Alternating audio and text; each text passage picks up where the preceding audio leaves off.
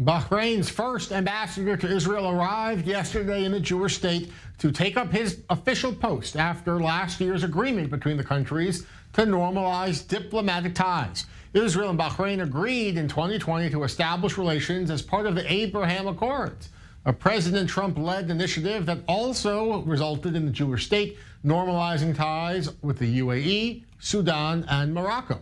Bahraini Ambassador Khaled Yousef al-Jalahmah says he's happy to play a role in Bahrain's vision of peaceful coexistence with other nations in the region.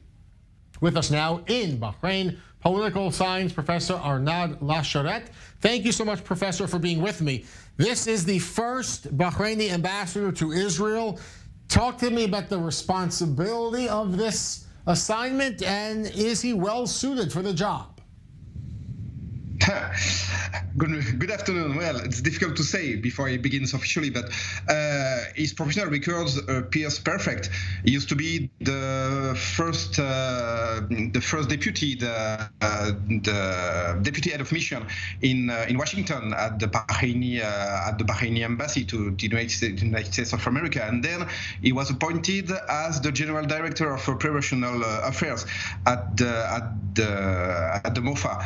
At this position, he used to manage all the relations with the diplomats located in the Kingdom of Bahrain. So I asked to a few of staff members of the MOFA what they were thinking about it, and he's highly appreciated. I think he's the guy made for this job. All of them described him as a pragmatic guy with a solid vision, a young guy, but still with still experience for kind of this job. So I think it was exactly the right profile for such a position. What does it say about the relationship between Bahrain and Israel that the ambassador is now on the ground?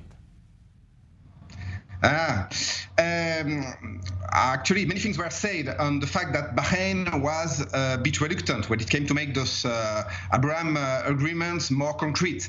And the fact that one of the top local diplomats is appointed as the first ambassador means that Bahrain wants to accelerate the process.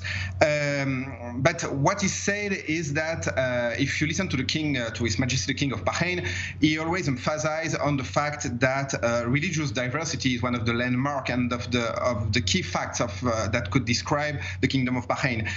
He always emphasized on the fact that we have 60 Bahraini Jews, that the synagogue is located on the center of the biggest souk, of the largest souk of the country. So the tradition of tolerance of the Kingdom of Bahrain is one of the key points